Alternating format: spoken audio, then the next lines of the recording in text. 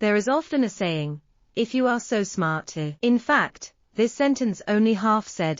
The whole sentence is actually if you are so smart. Why do you have no money? This sentence sounds a bit heartbreaking. The subtext is since economists understand the laws of business and market operation, they should be able to predict market trends and business trends. Then they should be able to make money by predicting. But the reality is most economists don't make money forecasting, and they will also lose money when investing.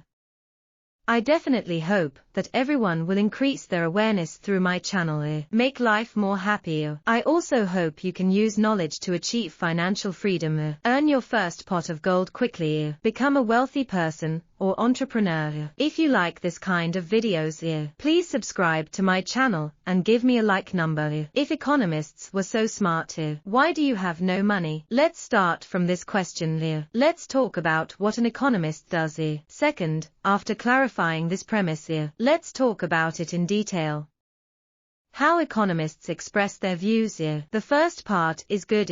If economists were so smart, why do they have no money? This question is obviously a satire on those who talk too much. Experts who claim to be able to accurately predict the future. There is a very simple reasoning. It can prove that their predictions are actually unreasonable. First, we assume if environmental factors are not considered, anyone who sees $500 on the side of the road will definitely pick it up.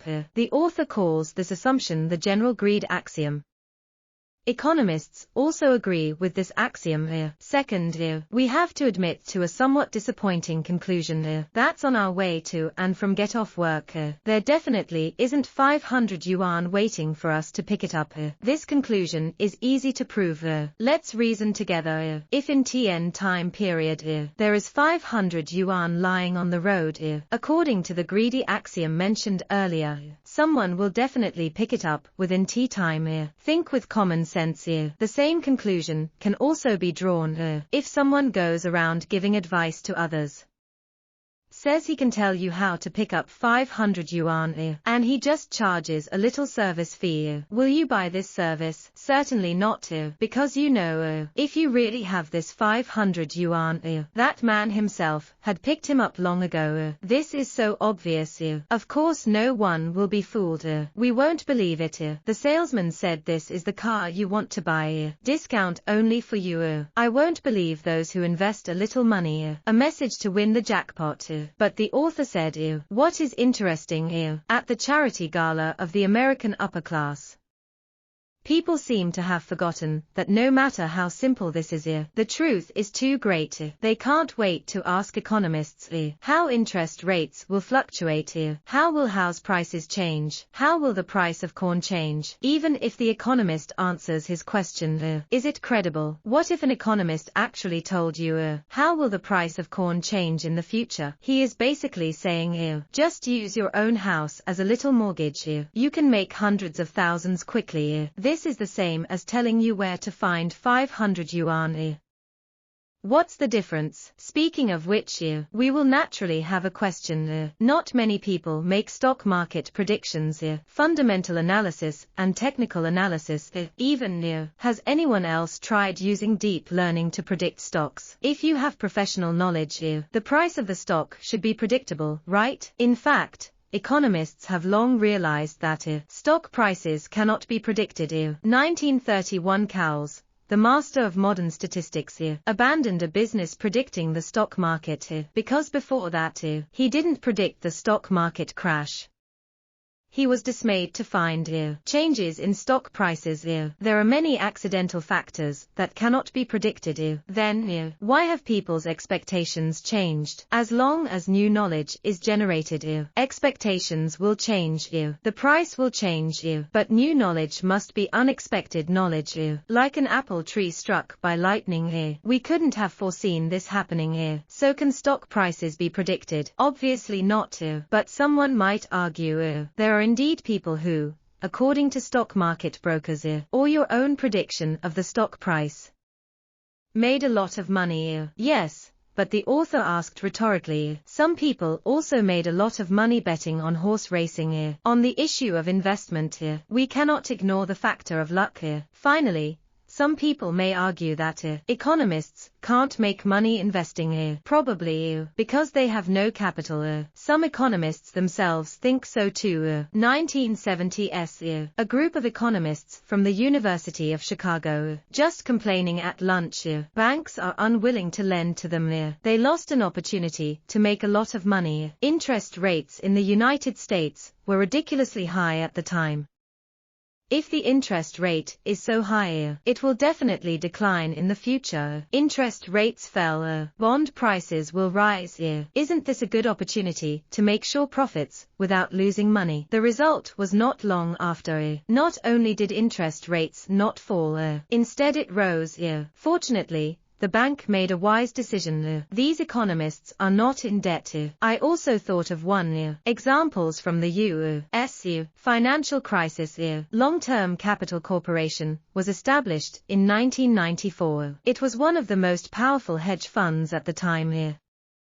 His founder, Miley Weather, is the father of Wall Street bond arbitrage. He found many the world's top economists be a partner, including 2 Nobel Prize winners in economics, business school professor at MIT and Harvard University. From the beginning, Long-Term Capital's performance was outstanding. In its first 10 months, the fund earned 20%, earned 43% in the second year, 41% in the third year. Cumulative revenue in 3 years reached $1 billion. But in the fifth year, that is 1998, Russian financial crisis triggered global financial turmoil.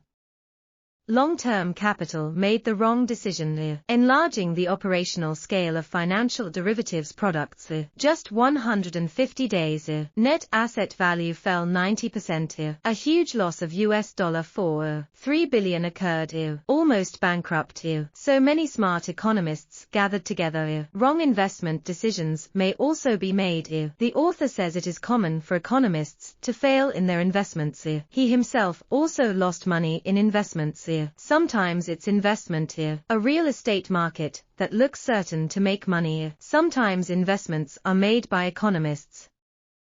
Forex recommended by a think tank composed of since investment advice is unreliable, why does such an industry still exist? It's quite funny to say this. The industry of giving investment advice to others. It's not what economists propose to do, but because of a court decision. Late 20th century. There are some controversial property cases in the United States. The focus of the dispute is if people put pension funds, delegate management to others. What should I do if my investment fails? It's very difficult for the court to decide this kind of case, because it is difficult to define the reasons for investment failure. Therefore, the court proposed fund trustees who manage pension funds, experts in relevant fields, should be consulted. Ask them to give reasonable investment advice. Give investment advice to others. That's how this industry emerged. Economists can make money predicting the future. Should say was bribed to request this from a U.S. court. There is a very smart economist called Otto Eckstein. He uses large-scale statistical models in business. Opened a company. Report your own price and interest rate forecasts. Sell to other companies. The company earned $84 million in 1984. But Eckstein's company never make an investment based on your own predictions. I think the author is really bold. What he said, it's not about taking the work of many colleagues. Was he beaten to death with a stick? But after reading this book you will find the author is not actually challenging his colleagues. On the contrary, he wants to stand up and speak for his colleagues. Clarify many people's understanding of economics. Misunderstandings with economists. Economics is a modern science. Modern science is naturally anti-magic. Like other modern sciences, what economics has to do is create an ideological framework. Reject the solutions offered by magic. Economics rejects the devil. The solution to law is not because magic is evil, but because it's too simple. This world won't rub the magic lamp.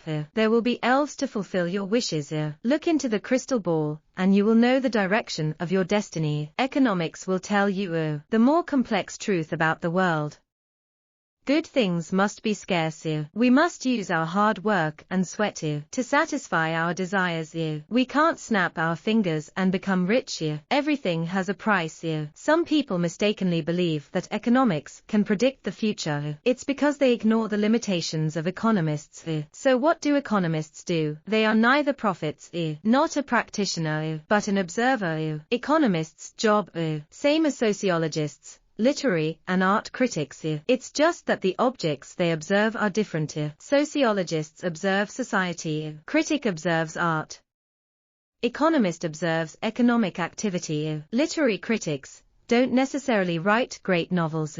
Art theorists not necessarily good at music or painting. Same. Economists may not necessarily succeed in business and investment. Observers' tasks discover the truth about the world with greater precision. Summarize their knowledge and then tell more people about this knowledge. Explain the world.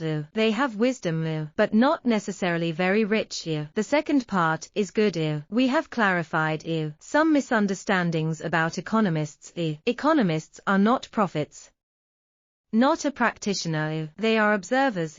What the observer has to do is summarize knowledge. Express opinion. Summarize knowledge. Need to use the knowledge system within the discipline. Research methods. Express a point of view. We need to use rhetoric. At this point, scholars in all fields are the same. Rhetoric has 4 magic weapons: facts, logic, metaphors and stories. We generally feel economics is a modern science. Science is empirical. Rely on facts and logic. Metaphors and stories. That's a matter of literature and art. The author says this is actually a misunderstanding. Economics must be inseparable from facts and logic but it is also inseparable from metaphors and stories. The second part let's analyze this problem. As long as you are an economist, use metaphors. Metaphors are the way we think. Same in economics. Give the simplest example. Economists would say New York apartment market like a curve on a blackboard. Think about it in real life. This curve does not exist. We compare the changes in transaction prices in reality, likened to a curve on a blackboard. This is a metaphor. Economic concepts and models. Many come from metaphors. In the same way, as long as you are an economist, you can tell stories.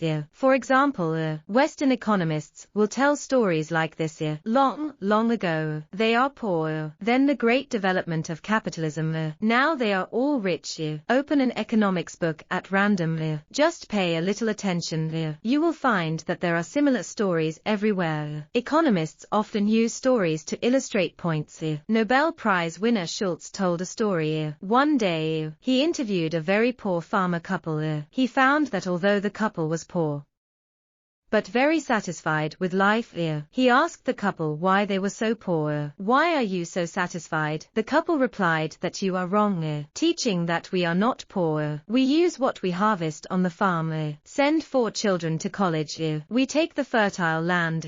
Became legal knowledge and Latin. We are rich.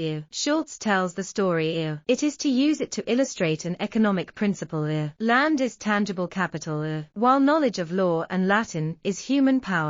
Capital. So the couple is saying they converted physical capital into human capital. From this perspective, they are indeed rich. There are too many similar examples. Did you find it? To illustrate one's point of view, economists use metaphors and stories a lot, but most economists fail to notice this. They thought, my own research mainly relies on facts and logic. Even if metaphors and stories are used, it's just to express the effect. Tips you have to use. The author particularly emphasizes this is a misunderstanding. And this misunderstanding is harmful to the development of economics. A lot of harm. We won't go into detail one by one. Let's talk about the most important point. If not found, use metaphors and storytelling yourself. They will mistakenly think that what they are telling is the truth. The author says, Russell, the master of modern philosophy, often made this mistake. Russell says church bishops support war. It's because they invested in the arms business. He thought he was telling the truth, but in fact, this is a story he told. The author writes this book just to remind economists. It also reminds us all value metaphors and stories. Economics will not be made unscientific and irrational. On the contrary, doing so would make economics more rational, also more reasonable. Then, how economists use metaphors and stories better to reason. The author talks about many specific methods in the book. I want to share with you two of the most practical. The first is to find the smallest story. Make your point clearly with a minimal story. What is the smallest story? Just after removing all the details, the skeleton of the story. In economics, a minimal story consists of three things. For example, incident 1 John is very poor. Event 2 John found out. Pot of gold. Incident 3 John is rich. This is a minimal story. Normally, event 1 and event 3 both describe states. Economic terminology is more balanced. That is, the unchanged state. Event 2 is action. It connects event 1 to event 3. So the author said, a complete economic story include at least one equilibrium to another equilibrium process. This is how an economic perspective emerges. Find the smallest story. It can also help us distinguish between the various schools of economics. The difference in their views often lies in the second incident. The author of this book in a short video tell us three minimal economic stories. It represents exactly three different economic viewpoints. He said people used to be poor. Before 19th century, the world's per capita income is $3, equivalent to less than 1 cup of coffee a day. And now people are rich. The per capita income in the United States is $130, increased more than 40 times. Based on these two numbers, we can draw a brief economic development curve. There is a straight line from long ago to 1800. It has remained at $3. By 1800, there was a sudden sharp rise. Overall, the curve is like a hockey stick. $3 and $130. These are the two states of past and present. That is, Event 1 and Event 3. Just add Event 2 can become a minimal story. What Event 2 did you choose? It determines what your point of view is. There are different schools of thought in economics. One explanation is Event 2 is exploitation. We often hear people say people in modern Western societies are wealthy. It's because people in other places have become poorer. But the author does not agree with this view. His reason is that it is within the straight line interval. Exploitation has always existed, but the economy is not increase. There is also a view that event investment in the two cities. The author also disagrees with this view because this rising line is too large. It cannot be accumulated brick by brick.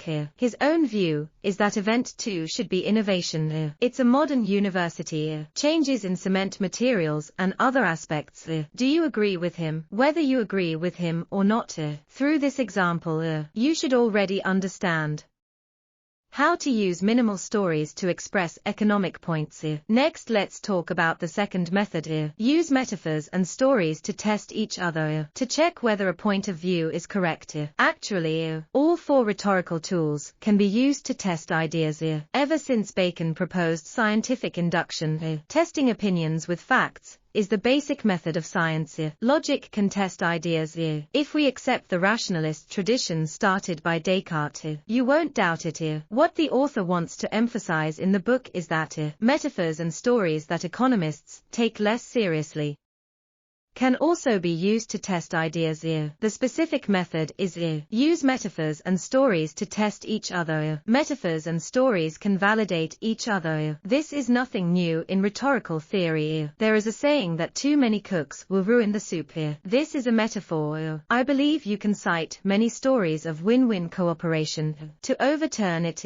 In reality, metaphors and stories often conflict, but if in an economics book, metaphors and stories contradict each other, his point of view cannot stand.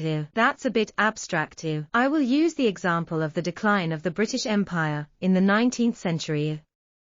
Let's explain it in detail. Why did the British Empire decline? The mainstream view is that blame it on the earlier Victorian period. Britain at that time, like the hare in the tortoise and the hare race, other countries are chasing after each other. At that time, he was immersed in the fantasy of empire. Did you find it? The basis of this judgment is a metaphor. He assumes that between countries running a race, the influence of this metaphor is too great. Already become a Westerner. Understand the basic perspectives of national development. It also makes Westerners fall into the mindset of competing for hegemony. Must lead, must strive to be first. America today, always been in this kind of situation, anxious about losing leadership. But is this metaphor correct? The author is in the book. I used 2 stories to test this point of view. Before the British, the Dutch experienced a similar so-called decline. So what happened to the Netherlands? Has he become poorer or more backward? Not even though the Netherlands is no longer a great power that commands the world. But he is still rich, and for a long time are among the countries with the highest incomes in the world. Today we use any indicator to measure the Netherlands. It cannot be said to be a backward country, so the Netherlands may have lost its hegemony, but his story is not a story of decline. Let's try another story. An Economist statistics on the development of 11 countries in the 20th century. He found that from 1900 to 1987, GNI per capita for all countries have significantly improved, approximately tripled in more than 80 years. No matter if they won first place or not, economic growth of this magnitude, it can definitely help people live a better life. Countries that did not take first place, has it declined? Obviously not. Best economist, you must be able to make good use of the 4 rhetorical weapons at the same time. For example, the British economist Ronald Coase, when he talks about any point of view, will try to avoid overuse of a rhetoric. Look at economists and novels in this sense. Home may not be that big of a difference. They are all good at using rhetorical tools. People who use them to express their opinions. Summary economics is a modern science. Modern science is like a magnifying glass. Improves the accuracy with which we see the world. Economist, just a group of people holding this magnifying glass. A person who observes economic activity. They have wisdom, but not necessarily rich. But modern science overemphasizes empirical evidence. It also puts economics into a dilemma. Only focus on facts and logic. Ignore the metaphors and stories everywhere in economics. This is irrational. After reading this book, my feeling is the difference between an economist and a novelist maybe not as big as we thought. Marginal productivity is the same as a talking bear. All metaphors. Innovation takes per capita income from $3 to $130. Just like John found a pot of gold and became rich. Are all stories. So the author said economics essentially a fable about self-reliance. Thanks for listening and bye.